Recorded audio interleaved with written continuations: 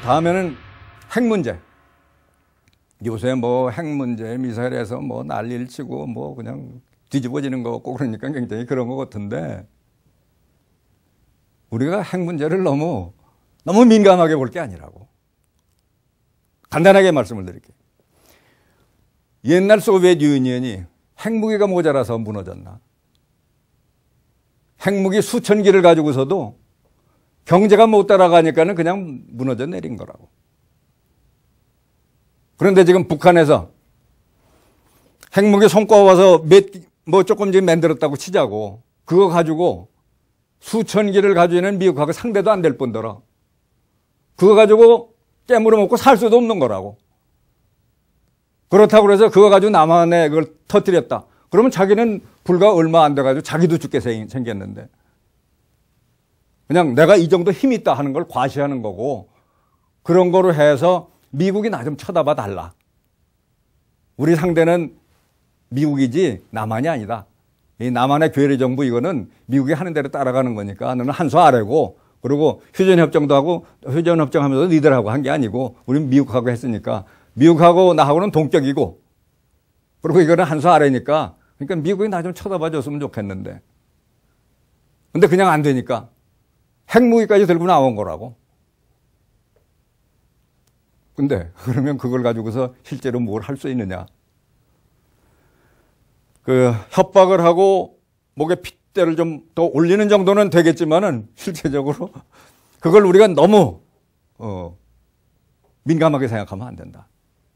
물론 거기서 어떻게 한다 하는 건 우리가 예의주시를 하면서 그거 가지고서 별다른 행동을 못 하도록 우리가 항상 그런 건 대비를 해 나가야 되는데 그걸 가지고서 뭐 다 뒤집어지는 것처럼 이렇게 얘기를 한다고 하는 거는 조금 문제가 있다. 그런 부분들은 이제 제가 그 책에 구체적으로 써놨으니까 한번 봐주시면 좋겠고요.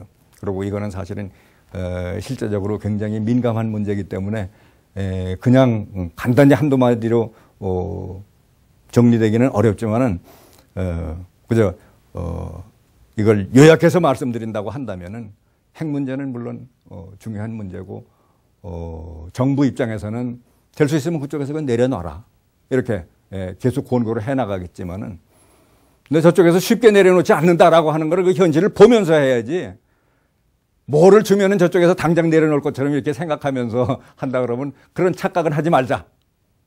현실은 현실대로 보자라고 하는 말씀을 드리겠어요. 그 다음에는 평화공존을 얘기를 합니다. 근데 평화공존 한다고 해서 통일이 되는 게 아니거든.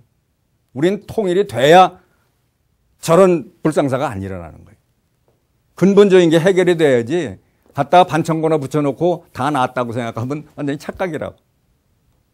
그러면 평화공존만 하면은 되겠느냐. 바로 김대중 대통령이나 노무현 대통령은 평화공존이 머릿속에 있었던 거예요. 왜냐하면 우리는 통일비용을 감당할 능력이 과연 있느냐 하는데 의문이 있었기 때문에 이제 그런 건데 근데 평화공존만 가지고서는 통일이 안 되는 거예요.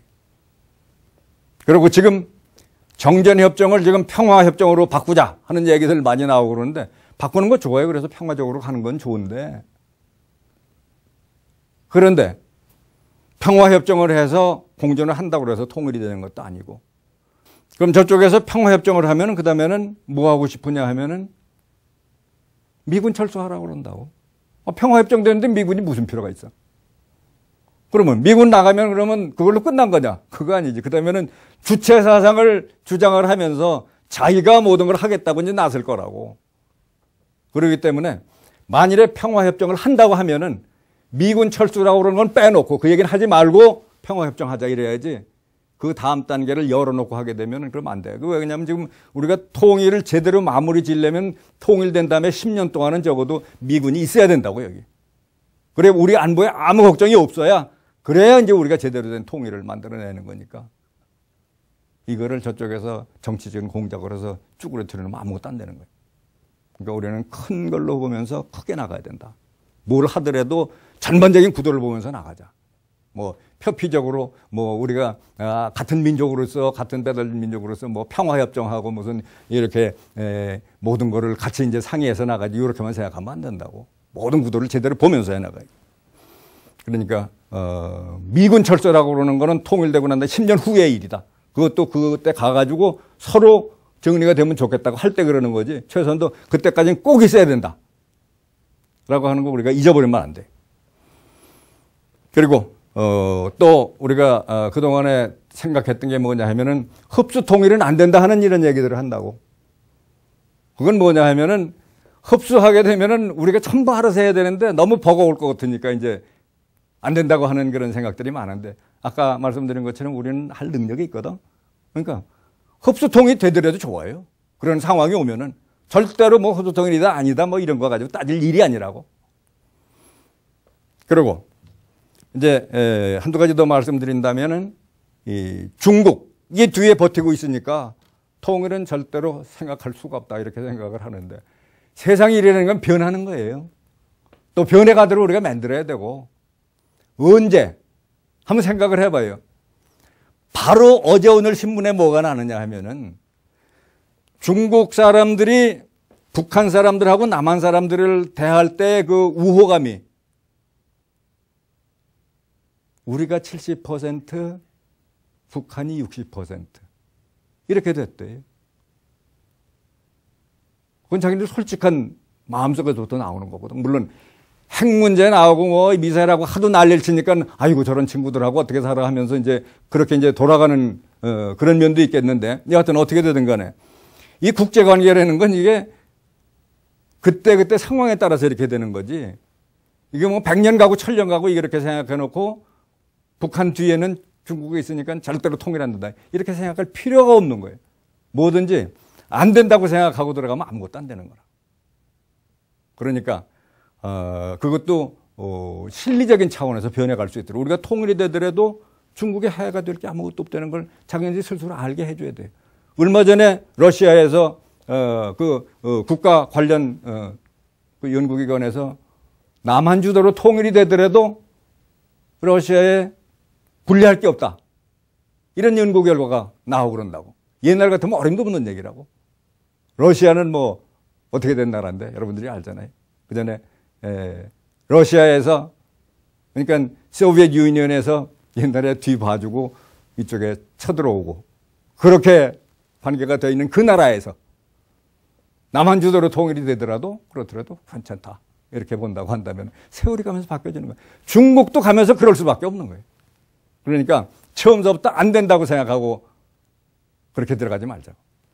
그럼 마지막으로 한 가지만 짧게 말씀을 드리겠어요. 뭐냐면 인권 문제를 가지고 얘기하는데 북한의 인권 문제. 물론 사람이 사람다운 대접을 받아야 되고 사람이 할 수 있는 걸 좀 해야지. 좋지. 근데 그건 그런 상황에서 그렇게 하는 거고 북한에는 애초에 인권이라는 게 없어요. 그럼 뭐냐? 체제 유지. 그리고 권력 유지. 이게 최우선이지 거기에 반대되는 거 그냥 보내는 거라고. 옛날에 뭐 박정희 대통령은 안 했나? 자기한테 반대하는 사람 뭐 어디 가서 어떻게 뭘 하더라도 다 하고 그랬거든. 나중에 그게 다 드러나지만은. 그러니까 누가 독재를 계속해서 해가려면은 그렇게 되는 거라고. 그러니까 그 체제 자체가 정리가 돼야지 인권 문제 뭐 여기서 거론을 한다고 그래요? 그러면 좀 잘해줄게. 이게 되는 게 아니지.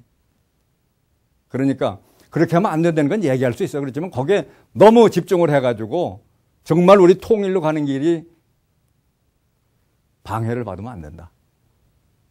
큰 구도를 봐야 된다. 이렇게 말씀을 드리겠습니다. 그러면은 너무 오랫동안 이제 말씀을 드렸으니까 그냥 정리를 한다고 한다면은 그러면은 우리는 통일을 할 능력이 있고 빠르면 빠를수록 좋고 통일을 하면은 우리는 큰 이득을 얻고 보통 이득이 아니고 단군 일에 가장 큰 경제 발전을 해나갈 수가 있다라고 하는 진실을 바탕에 놓고 사실이 그런 거니까 그걸 바탕으로 해서 자신감을 가지고 우린 통일을 해야 된다 하는 생각을 하자고. 오늘 제가 여기서 말씀을 드려서 국내외 동포들이 여기까지만 동의를 해 주신다고 하더라도 우리 통일은 되는 겁니다. 자신감이 있으면. 다 빠져나가면 안 돼. 다 하나하나가 다 주인이니까. 이민족의 구성원으로도 다 주인이니까. 국내에 있든 해외에 있든 남에 있든 북에 있든. 모두 이 사실을 확실히 알고 자신감을 갖는다 그러면은 통일은 거기서부터 출발하는 거고, 그리고 통일로 가는 길을 제대로 열어가기 위해서는 정치 지도자를 제대로 뽑아야 돼요. 근데 아직은 국민적인 정서가 지금 지키는 데만 가 있고 통일로 가는 데까지는 안 나가 있기 때문에 국회의원이나 대통령이나 선거에서 통일 얘기에서는 표가 안 나와요. 그러니까 얘기도 안 하고 생각도 안 한다고. 근데 앞으로 우리 국민 정서가 그런 쪽으로 형성이 되면은 자연히 거기에 따라서 그런 위대한 지도자가 나옵니다. 그런 위대한 지도자가 그런 위대한 국민들을 끌고 갈 때, 그때 이제 통일은 오는 거예요. 그래서 우리 하나하나의 생각이 얼마나 중요한가, 이 말씀을 드리면서 오늘 말씀은 여기서 마치도록 하겠습니다. 감사합니다.